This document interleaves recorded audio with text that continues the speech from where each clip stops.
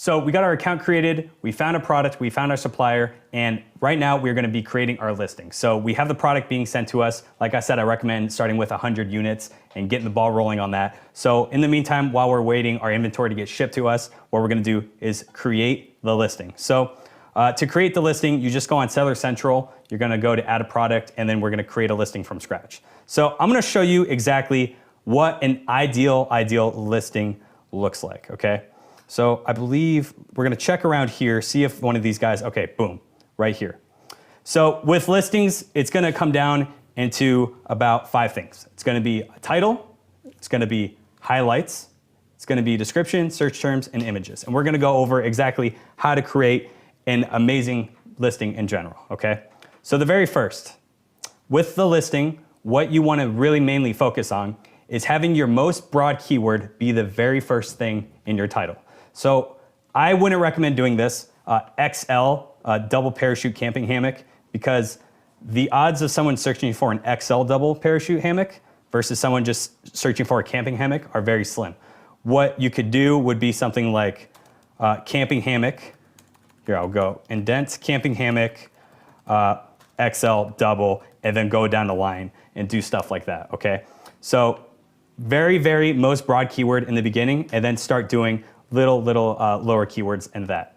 And speaking of keywords, what you want to use are kind of like keyword tools. You can use things like merchant words, Helium 10, or you can even use something like this that's free and you could just do it right off the bat, keywordtool.io/Amazon.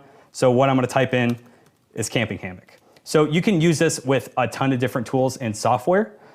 This one is just for free, and it's going to give us exactly the most popular keywords for that search term. So right away, we could see camping hammock with mosquito net, tree straps. So eyeballing it already, and this is also sorted kind of in the most search volume, we can get an idea of what people are searching for.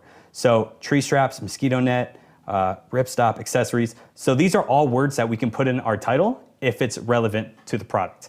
And also, in very ideal way of kind of figuring out how to write your title, is just straight up looking at the competition.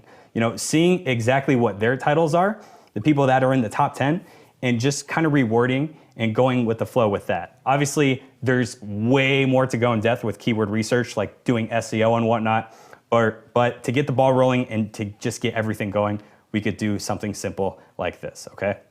So camping hammock, boom, we got that, okay? Just create it very well written and just look off of your competition. Next one, we're gonna go to product highlights. Now, the reason why I clicked this listing is because they nailed it on the head with product highlights. What the main strategy you should do with this, because it looks amazing, is exactly what these guys are doing. They say something big, bold, capital letters of what it is, and then they describe it, okay? For example, super strong. How is it super strong? Unique strap design has breaking strength of 1,000 pounds, twice as strong as most competitors. So that gets you hyped up. You know about the product, it's in your face, boom, and then to describe what it is. So boom, fast and easy, and then you describe that, take it anywhere, and that's it. So what I recommend is getting 4 highlights and have that be that boom, in your face kind of thing. So it's this, and then explain what it is. I say 4 because the 5th one, I love to just say money back guarantee. So the 5th one is just money back, your satisfaction guaranteed. And then you can just say the same thing.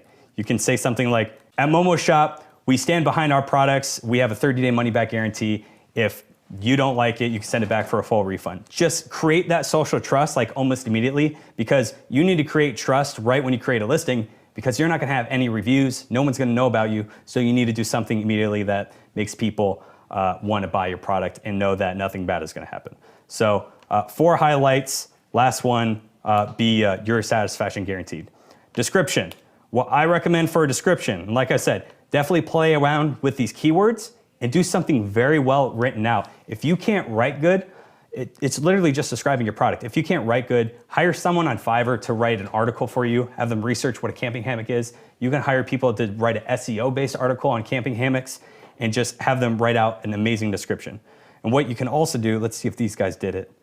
Yeah, they have a really crazy product description. You normally can't do images like this, but what you can do are HTML stuff like this bold, like skipping lines and whatnot, because normally when you're creating a listing, it's just like super plain text and there's no spaces, there's no nothing, or paragraph indents. So definitely do some HTML text, or if you can't do that, hire someone on Fiverr to do it for you, okay?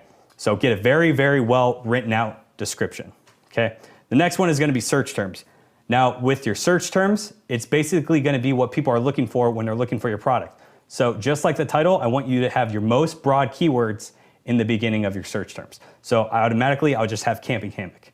And with this, you just type in the word, you space it out, and you fill up all 5 lines. I believe you can do 250 characters per line. So just fill up as many different words that are related to your product as possible, and without repeating it. You have there's no point in repeating keywords because Amazon's algorithm will literally combine any keyword together. So utilize every single line. So you can have 1,250 characters per line. Utilize that for your search terms. So even if it comes down to, using colors like blue, red, camo, strong, cheap, anything at all, as long as it's relevant to your product, throw it in your search terms. And now images.